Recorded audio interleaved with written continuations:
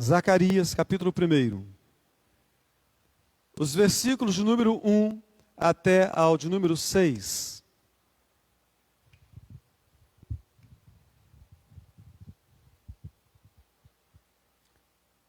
Diz assim a palavra de Deus: No 8º mês do 2º ano de Dario, veio a palavra do Senhor ao profeta Zacarias, filho de Baraquias, filho de Ido, dizendo: O Senhor se irou em extremo contra vossos pais. Portanto, dize-lhes: Assim diz o Senhor dos exércitos: Tornai-vos para mim, diz o Senhor dos exércitos, e eu me tornarei para vós outros, diz o Senhor dos exércitos. Não sejais como vossos pais, a quem clamavam os primeiros profetas, dizendo: Assim diz o Senhor dos exércitos: Convertei-vos agora dos vossos maus caminhos e das vossas más obras. Mas não ouviram, nem me atenderam, diz o Senhor. Vossos pais, onde estão eles? E os profetas, acaso vivem para sempre? Contudo, as minhas palavras e os meus estatutos, que eu prescrevi aos profetas, meus servos, não alcançaram a vossos pais?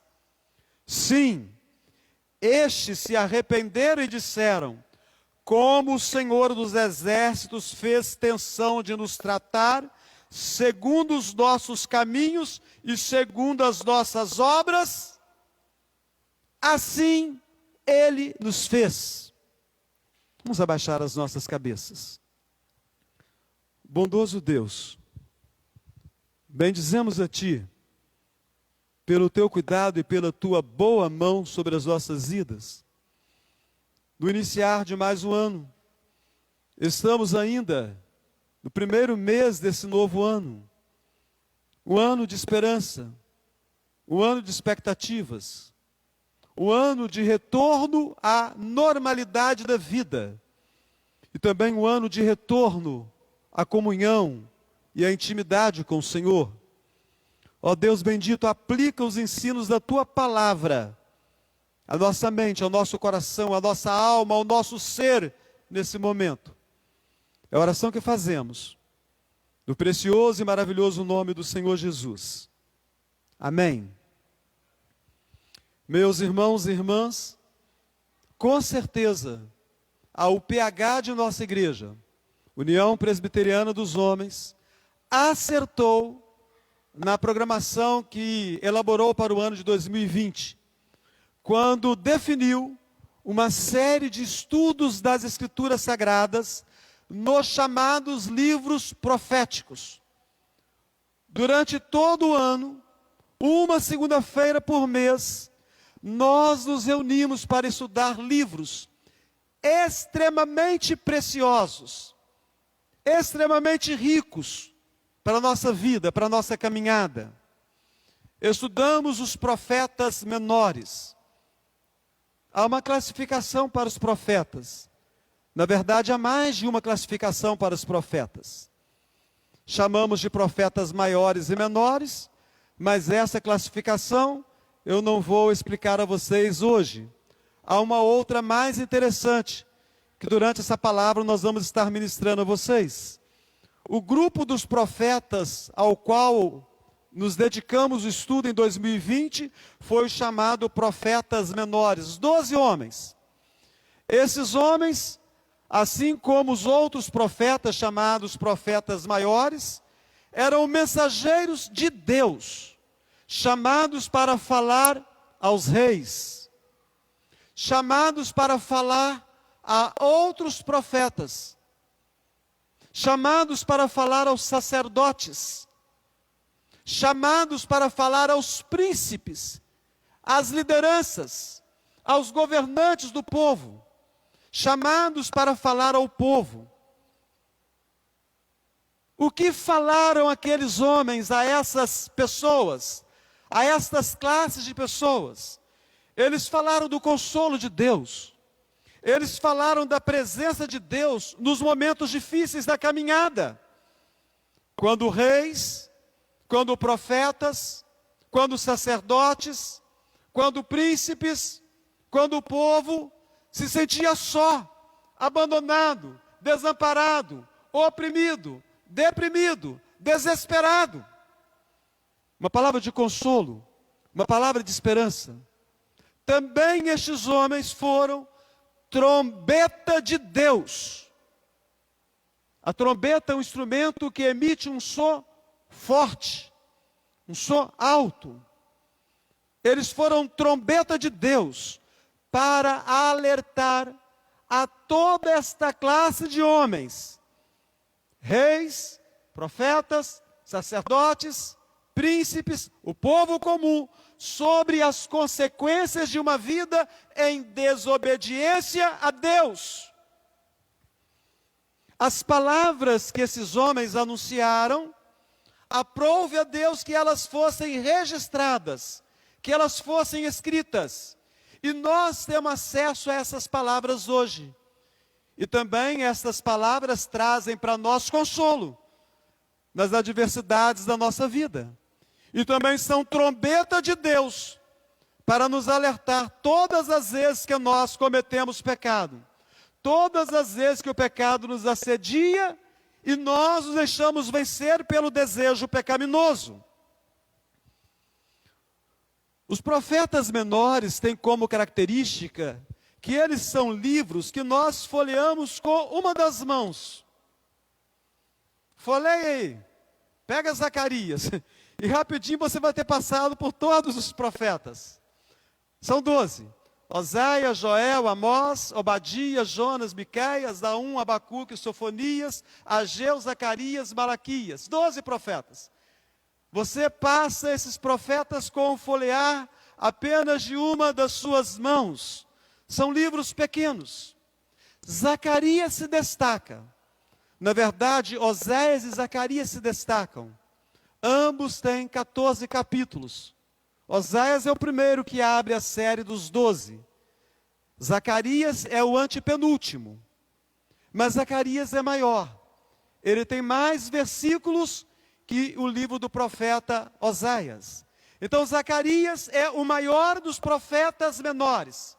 14 capítulos, 211 versículos. A mensagem de Zacarias, ela é uma mensagem diferente da mensagem de Malaquias. São profetas contemporâneos, profetas que viveram próximos ao mesmo período. Malaquias tem uma sentença. Zacarias tem uma mensagem que é um convite ao arrependimento. Ageu e Zacarias são contemporâneos. Pregaram na mesma época, para o mesmo povo, no mesmo local. Ageu e Zacarias são chamados profetas da restauração. E eles ministram a palavra de arrependimento, para que o povo que havia voltado do cativeiro se arrependesse. Eles haviam experimentado o cativeiro babilônico, um cativeiro terrível. E é nessa perspectiva do cativeiro que nós classificamos os profetas. Falamos de profetas maiores e menores, mas a classificação que mais chama a minha atenção essa noite é aquela classificação que tem a ver com o cativeiro experimentado pelo povo, o exílio. Então nós temos os chamados profetas pré-exílicos, ou seja, os profetas que escreveram ou que profetizaram antes do exílio, antes do povo ir para o cativeiro. Nós temos os profetas exílicos, são os profetas que escreveram ou que profetizaram no período do exílio, em que o povo foi expulso de sua própria casa, estava noutra terra, no meio de um outro povo, com outra língua, costumes e deuses diferentes. E nós temos os profetas pós-exílio. São os profetas da restauração. São 3. Ageu, Zacarias e Malaquias. Zacarias, então, é um desses profetas da restauração.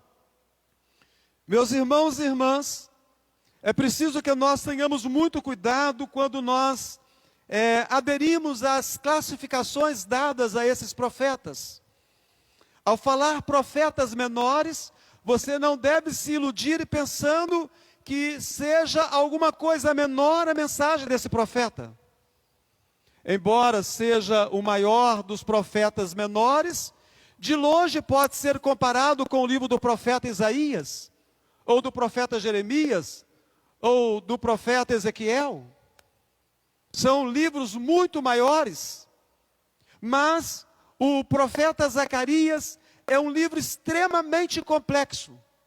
Aqueles estudiosos das Escrituras, aqueles homens e mulheres que têm se dedicado ao estudo profundo das Escrituras, aqueles que podem ser chamados de eruditos, têm encontrado sérias dificuldades na leitura desse livro, e no estudo desse livro, no entendimento e na aplicação desse livro para nós, nos dias de hoje. Porque a palavra não é somente para nós conhecermos os elementos históricos dela, mas para nós entendermos a aplicação dela no povo daqueles dias e a aplicação dela também para nós nos dias de hoje. Para que os irmãos tenham entendimento de quão difícil é esse pequeno livro, o maior dos profetas menores, mas ainda assim um pequeno livro de apenas 211 versículos, de apenas 14 capítulos. Um grande erudito disse acerca desse livro o seguinte: aqui desisto, pois não tenho certeza sobre o que o profeta está falando. Um grande erudito, quando chegou no capítulo 14, último capítulo, ele chegou a essa conclusão. Ele não estava entendendo. E então ele disse: aqui desisto, não tenho certeza do que o profeta está falando. Esse grande erudito é o pai da reforma protestante, Martinho Lutero. Então, estamos diante de um livro profundo, de um livro complexo, de um livro extremamente rico. E a primeira coisa que chama a atenção do livro é justamente o chamado profético de Zacarias. Quando nós olhamos para o primeiro versículo, olha aí para o versículo 1. No 8º mês do 2º ano de Dario, veio a palavra do Senhor ao profeta Zacarias, filho de Baraquias, filho de Ido, dizendo: filho de Baraquias, filho de Ido. A primeira informação que nós temos é a procedência do profeta. Há uma pergunta aqui: de quem era filho Zacarias? Ele era filho de Baraquias ou ele era filho de Ido? Presta atenção. Veio a palavra do Senhor ao profeta Zacarias, filho de Baraquias, filho de Ido.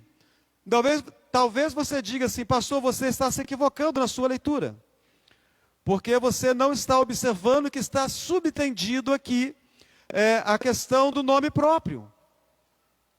Na verdade, quando nós olhamos os outros livros que tratam de Zacarias, e são eles os livros de Esdras e Neemias, nós entendemos porque algumas pessoas leem esse versículo e conseguem não perceber o que está subtendido, o que está escondido aqui. Principalmente o livro de Esdras, no capítulo 5, o versículo 12.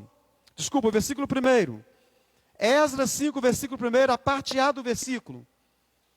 Esdras diz assim: ora, os profetas Ageu e Zacarias, filho de Ido, profetizaram aos judeus que estavam em Judá e em Jerusalém.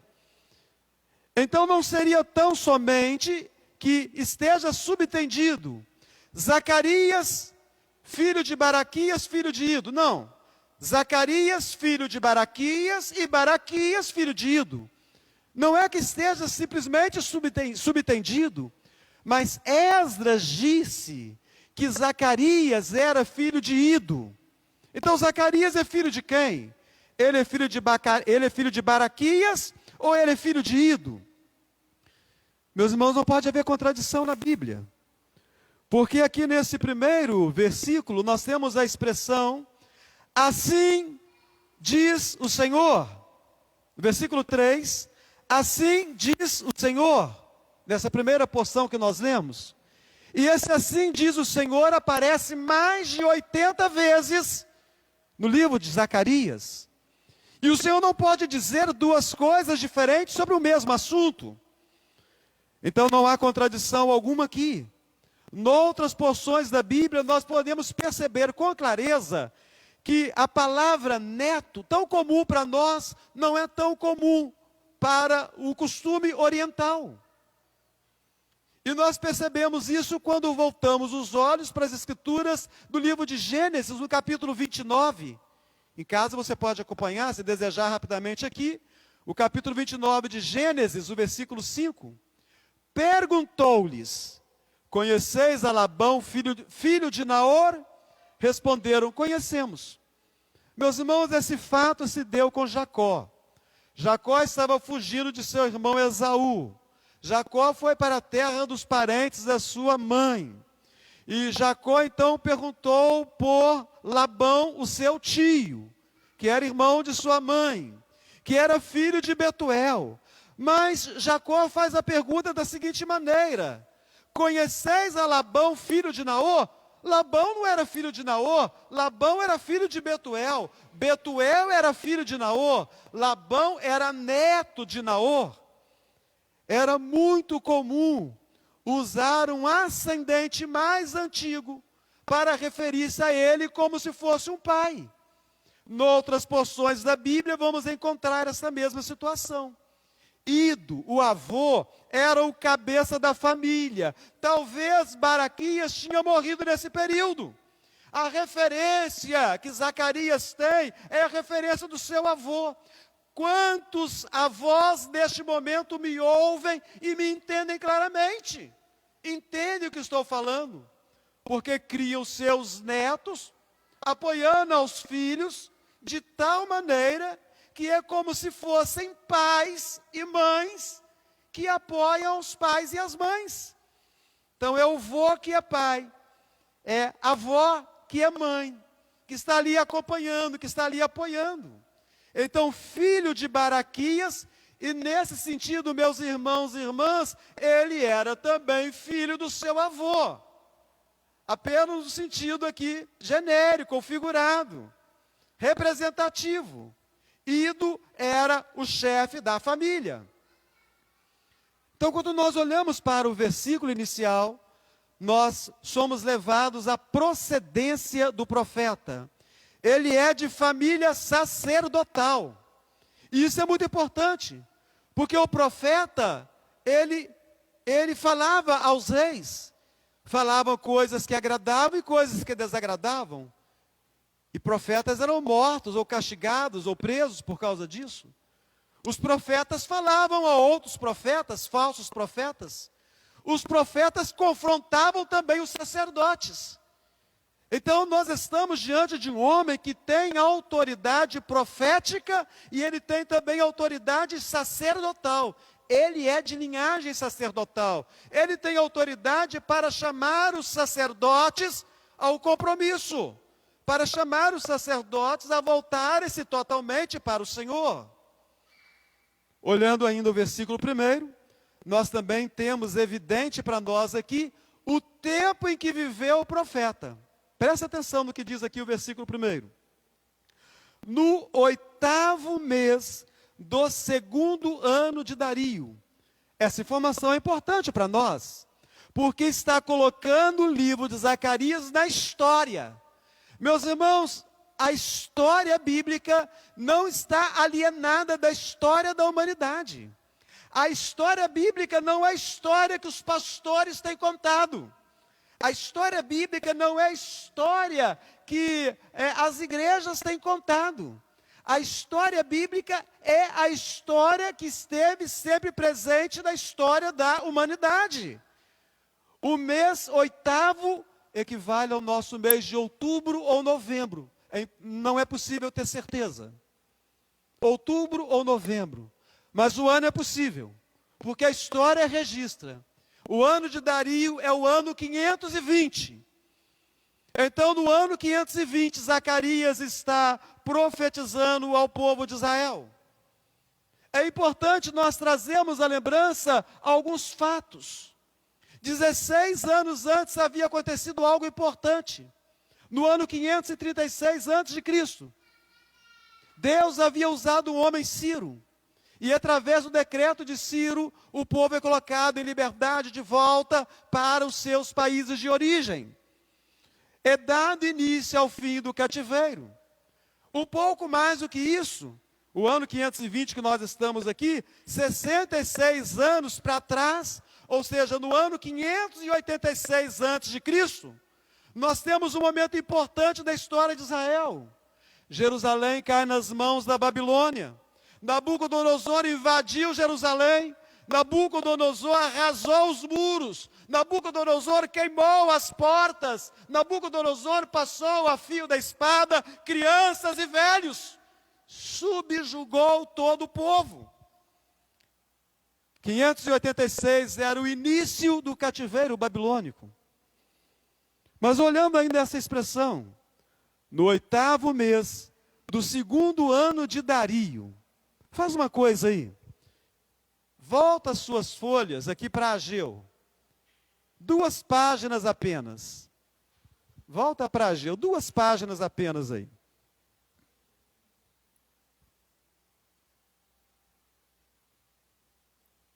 Presta atenção, eu li aqui o seguinte, Zacarias 1:1, eu li o seguinte, no 8º mês do 2º ano de Dario.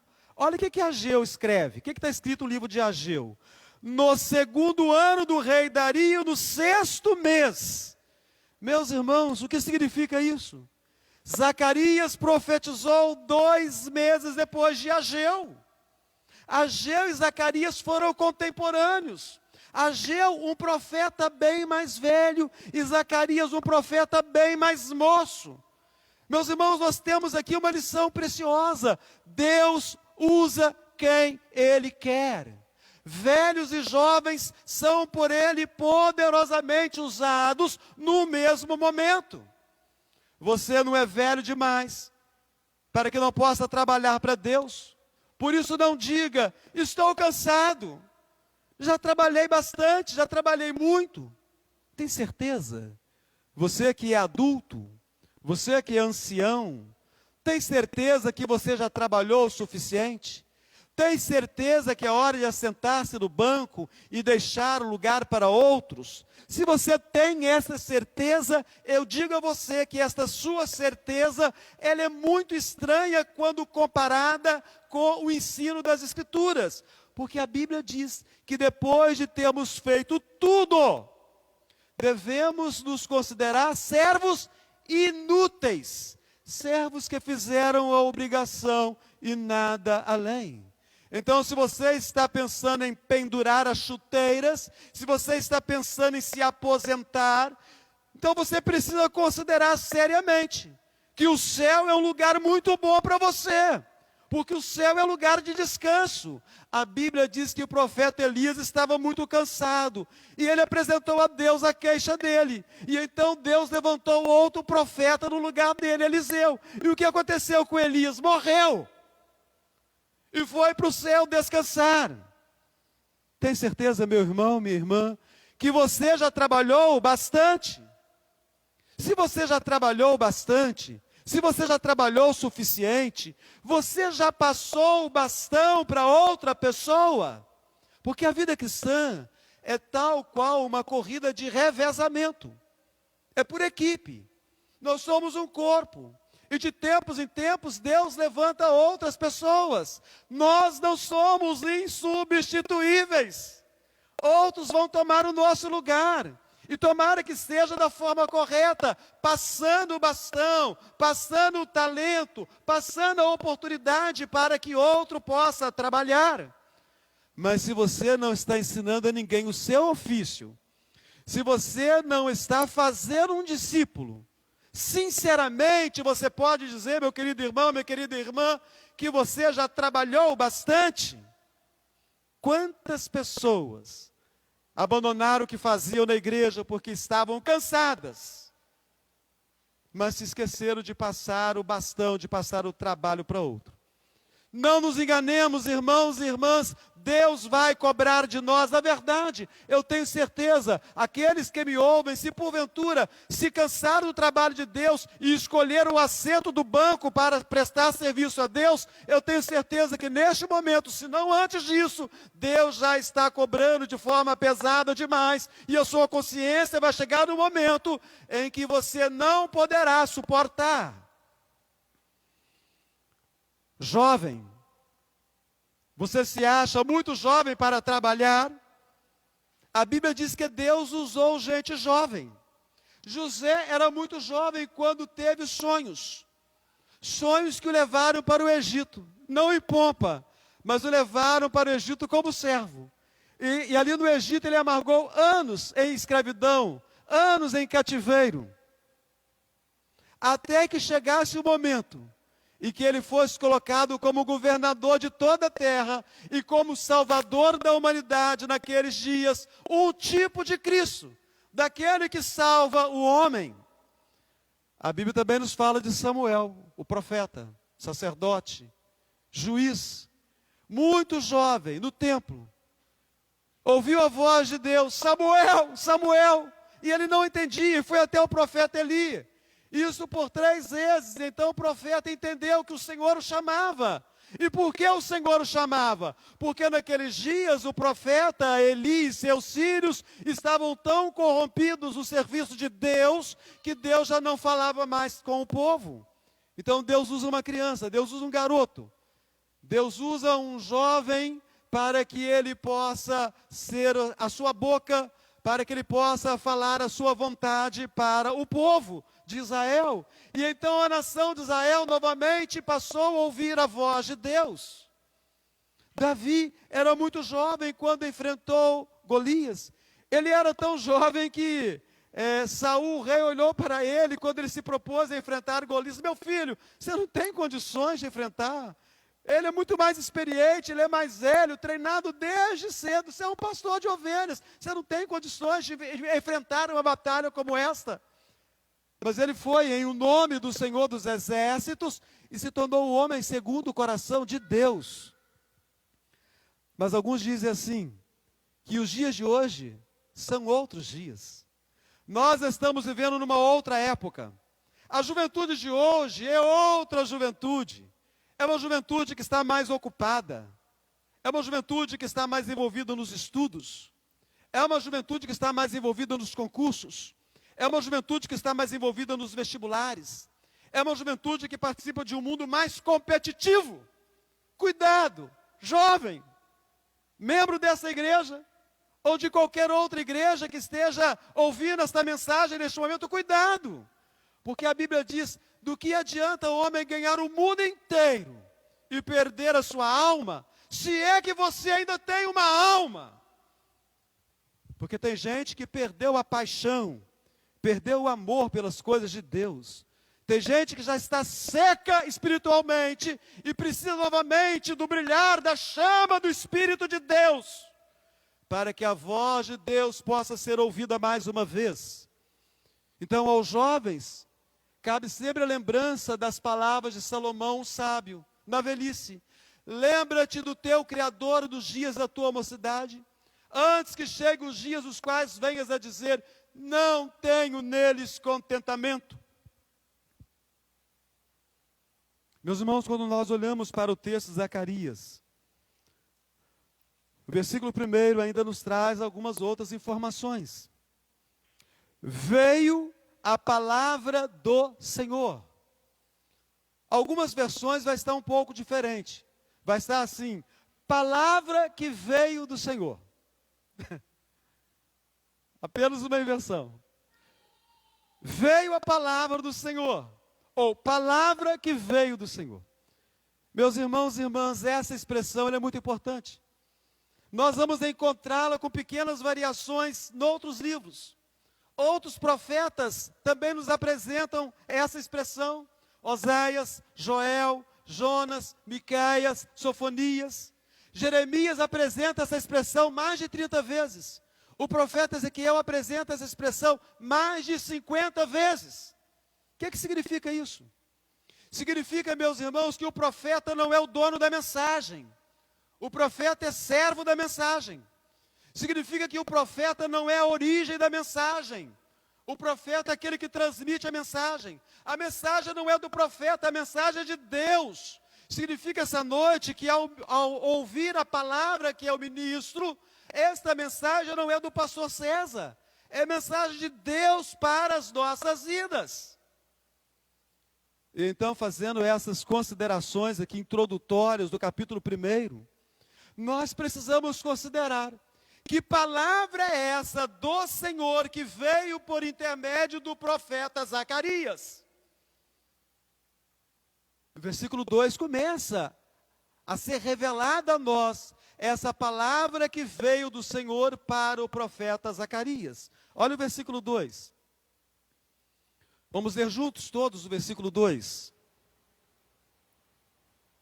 O Senhor se irou em extremo contra vossos pais. Mais uma vez, bem firmes. O Senhor se irou em extremo contra vossos pais. Para nós entendermos essa palavra que veio do Senhor por intermédio do profeta Zacarias, é necessário que nós conjuguemos o versículo 2 com o versículo 4. Porque vai nos explicar. Não sejais como vossos pais, a quem clamavam os primeiros profetas, dizendo: assim diz o Senhor dos exércitos, convertei-vos agora dos vossos maus caminhos e das vossas más obras, mas não ouviram, nem me atenderam, diz o Senhor. Contra quem Deus está virado? Deus está virado contra os pais. Desde o princípio Deus amou o seu povo. Desde o princípio, Deus enviou mensageiros para ensinar ao seu povo a sua vontade. Moisés foi o profeta por excelência. Moisés é o pai do profetismo. Moisés foi o profeta do povo em seu primeiro momento. Moisés nunca trouxe para o povo uma palavra sua, mas Moisés trouxe uma palavra de Deus para despertamento do povo. Ouviram a Moisés?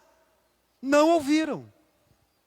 Antes fizeram com que Moisés pecasse e também não pudesse entrar na terra prometida, assim como os demais daquela geração não puderam entrar.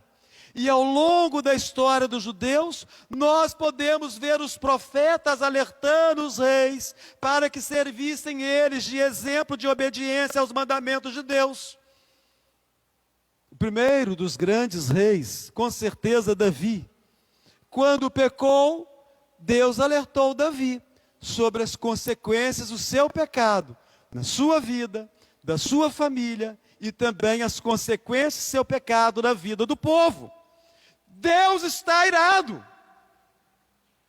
O povo está voltando do cativeiro, e Deus está irado. Eles estavam voltando do cativeiro, porque eles haviam cometido pecado. O cativeiro não foi um passeio. Eles não aproveitaram 70 anos da vida deles para fazer um passeio e para conhecer a terra da Babilônia. Os pais taparam os ouvidos e não escutaram o alerta de Deus por meio dos profetas. O resultado qual foi? Jerusalém foi cercada, arrasada, o templo destruído, o povo levado prisioneiro. Meus irmãos, minhas irmãs, foi Deus quem entregou Judá nas mãos dos inimigos. Foi Deus quem entregou os utensílios de ouro, de prata, de bronze, os utensílios sagrados do templo nas mãos de Nabucodonosor. Foi Deus quem usou a vara da disciplina contra o seu próprio povo. E é Deus que tem usado essa disciplina na minha vida e na sua vida. E tem tirado de nós o sossego e a paz. Porque Ele nos ama. Ao revelar a ira, nos é revelado o grande amor de Deus para conosco. Porque qual pai que ama o seu filho e não o discipline naquilo que ele está errado? Então, meu irmão, minha irmã, o sofrimento que nós temos passado, provocado pelo pecado, não estou falando de sofrimento do coronavírus, não estou falando de sofrimento financeiro, de sofrimento de problemas familiares, mas o sofrimento provocado pelo pecado. Então esse sofrimento pelo qual nós estamos passando, nós estamos debaixo da ira de Deus. Por isso nós gememos, por isso nós choramos, por isso nós lamentamos. Deus está irado contra o pecado, e o salário do pecado é a morte, mas o dom da graça de Deus é Cristo Jesus, Senhor e Salvador nosso, a quem nós já fomos rendidos, mas a quem nós precisamos consagrar todos os nossos dias, toda a nossa caminhada.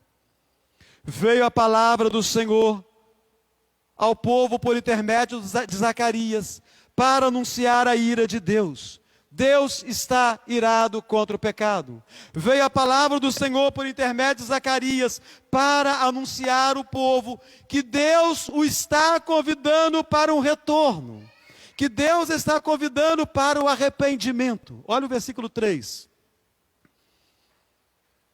Portanto, diz-lhes: assim diz o Senhor dos Exércitos, tornai-vos para mim, diz o Senhor dos Exércitos, e eu me tornarei para vós outros, diz o Senhor dos Exércitos. Mas, irmãos, não é justamente sobre isso que o livro trata, de retorno?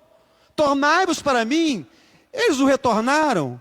Não é o retorno para Jerusalém, que teve início no ano 536, sob o decreto de Ciro. Será que Deus está sendo repetitivo? Tornai-vos para mim. Senhor, nós tornamos. Nós já voltamos da primeira leva com Zorobabel. A segunda leva também já voltou, Senhor. Meus irmãos, não é disso que o Senhor está falando. Eles voltaram para Jerusalém, mas eles não voltaram para o Senhor. Estavam de volta do exílio da Babilônia, mas eles não estavam de volta para Deus. E a prova disso, nós encontramos no livro do profeta Ageu, 2 páginas aqui, e você em casa pode ler. Ao invés de construir o templo, eles estavam construindo as suas próprias casas. Ao invés de se envolverem com as coisas de Deus, eles estavam se envolvendo com seus próprios negócios. Meus queridos irmãos e irmãs, o nosso maior medo, o meu e o seu também, deve ser de que após essa pandemia, muita gente volte para a igreja, mas que muita gente continue como antes, afastado de Deus. Eu tenho medo. Voltaram para Jerusalém, mas não voltaram para Deus. De repente, muita gente, depois da pandemia, em nossas igrejas, espalhadas pelo mundo afora, vão voltar para o templo. Mas será que voltarão para Deus? Ou continuarão afastadas de Deus, frios espiritualmente, secos de alma e de espírito, indispostos para as coisas sagradas, enfadados de Deus e de tudo que se refere a Deus, indiferentes à caminhada cristã? Porque muitos de nós estávamos assim antes dessa pandemia. Será que depois dela nós voltaremos melhores? Nós voltaremos diferentes? Cada um estava cuidando dos seus próprios interesses. Pobreza e inimigos por todos os lados. Reinava o desânimo na vida dos profetas, na vida dos sacerdotes, na vida dos príncipes, na vida do povo. Tornai-vos para mim. Não é um retorno somente à lei, não é um retorno somente à maneira externa ou ritual de viver. Não é apenas que os domingos à noite esteja essa igreja lotada de pessoas, depois que a vacina for aplicada em todos, e todo mundo esteja aqui como antigamente, lado a lado, e podendo abraçar o irmão, a igreja lotada e cadeiras sendo colocadas. Não é isso não, é voltar para Deus. E para nós concluirmos aqui, eu gostaria de fazer ainda, e breve, algumas considerações ou lições que nós podemos tirar desse texto tão rico, esses 6 versículos de Zacarias. A primeira lição, a expressão que nós vimos aqui: assim diz o Senhor. Grava aí, em casa, faz o exercício, procura quantas vezes você vai encontrar essa expressão no livro de Zacarias. Você vai ficar impressionado com o número de vezes, em apenas 14 capítulos, em que a expressão assim diz o Senhor aparece. Eu citei aqui, não vou repetir não. Tenta lembrar. Em casa, pega a sua Bíblia e grifa de vermelho ao redor dessa expressão, e ao final você faz a contagem. Essa expressão vai se tornar verdadeira todas as vezes que nós abrimos a palavra de Deus para a nossa leitura diária. Janeiro está indo embora. E a sua leitura diária? Meus irmãos, que coisa boa tem sido o testemunho de alguns irmãos. Eu não vou citar nomes para não deixar ninguém constrangido. Mas os irmãos que estão presentes aqui, alguns têm compartilhado comigo descobertas da leitura bíblica, que estão presentes aqui essa noite. Então essas testemunhas são reais e estão presentes aqui essa noite. Alguns têm falado que estão maravilhados com a leitura das Escrituras. Assim diz o Senhor. Todas as vezes que eu abro a Bíblia para fazer a leitura da palavra, o Senhor está falando. Assim diz o Senhor. Assim diz o Senhor. Todas as vezes que nós abrimos a Bíblia, no estudo bíblico, na escola dominical, no culto de oração, no culto dominical, o Senhor está falando conosco. Assim diz o Senhor. Essa expressão precisa tornar-se verdadeira na minha e na sua vida.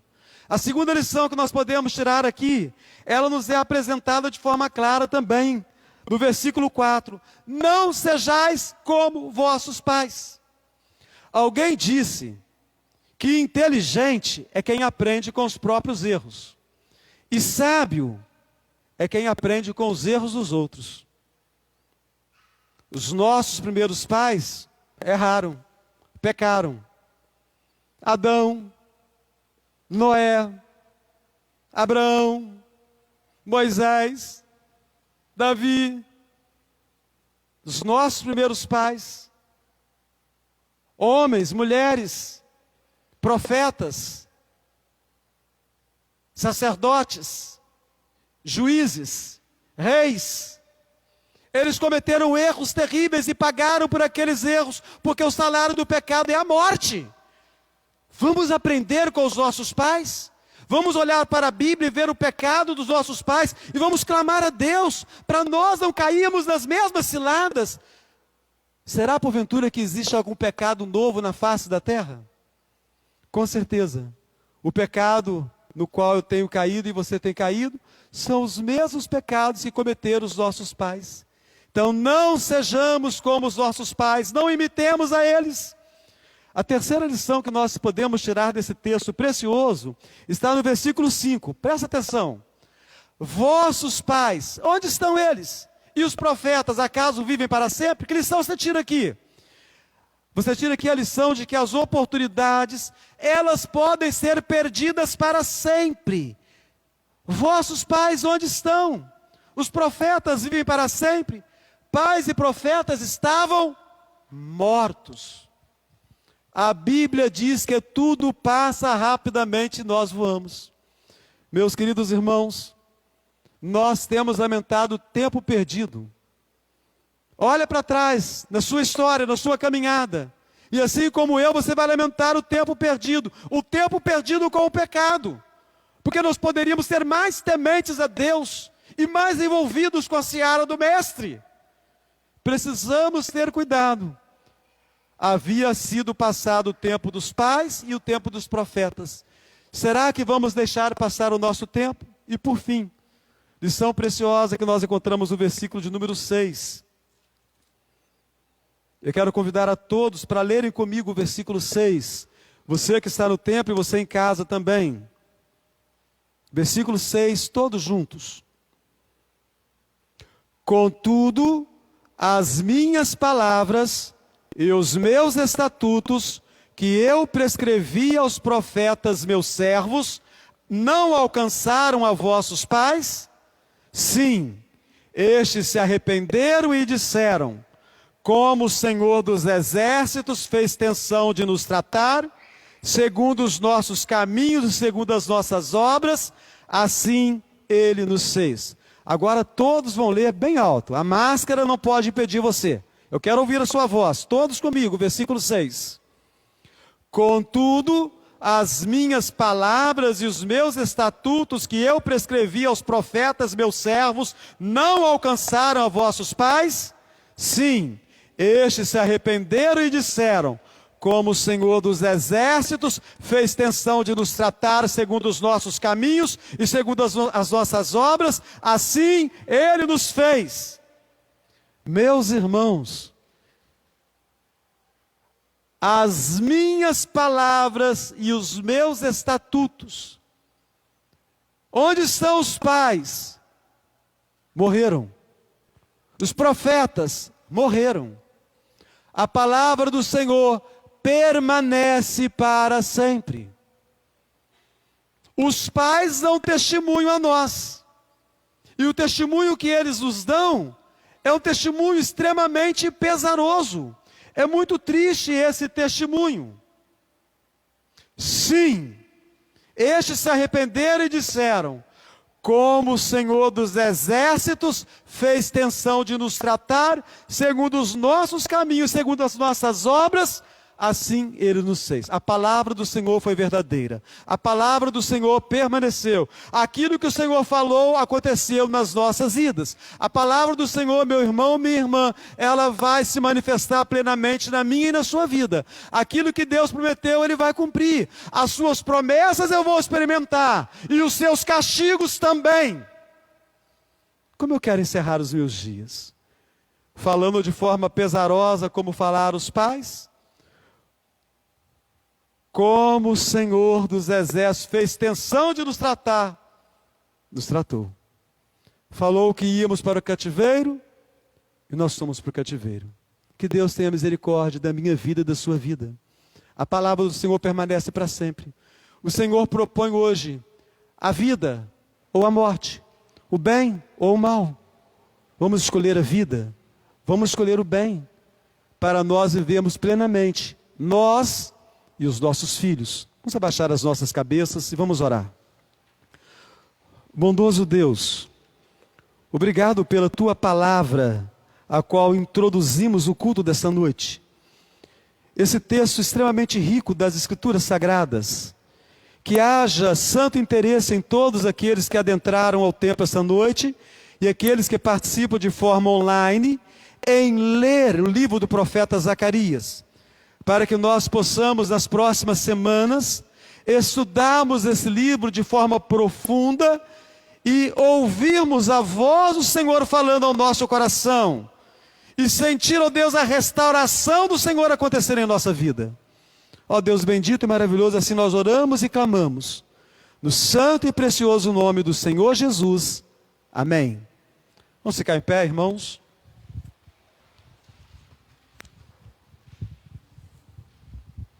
Que coisa boa que todos vocês tenham tido a oportunidade de estarmos juntos aqui no templo ou participando de forma online, que você possa ler esse livro.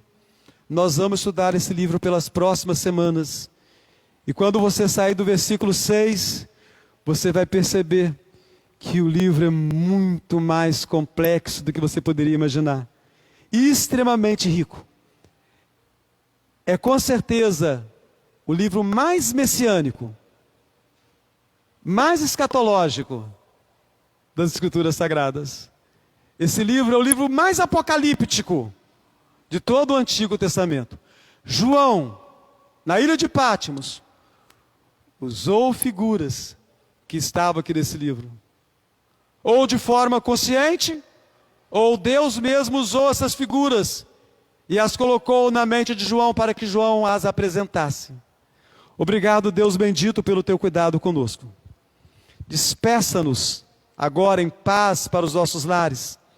Põe em cada um de nós o desejo de estudarmos a palavra do Senhor, de estudarmos o livro do profeta Zacarias, de entendermos a forma como o Senhor restaura a vida espiritual do povo, e que a nossa própria vida em Cristo Jesus seja restaurada. Toma nas tuas mãos neste momento aqueles que se encontram fracos, abatidos espiritualmente. Levanta-os, ó Deus, pela graça do teu próprio nome. Assim nós oramos. Que a graça maravilhosa do Senhor Jesus, que o amor de Deus, o nosso Pai, que a comunhão terna e eterna do Espírito Santo seja sobre você, meu irmão, minha irmã, e sobre todo Israel de Deus, hoje e sempre. Amém.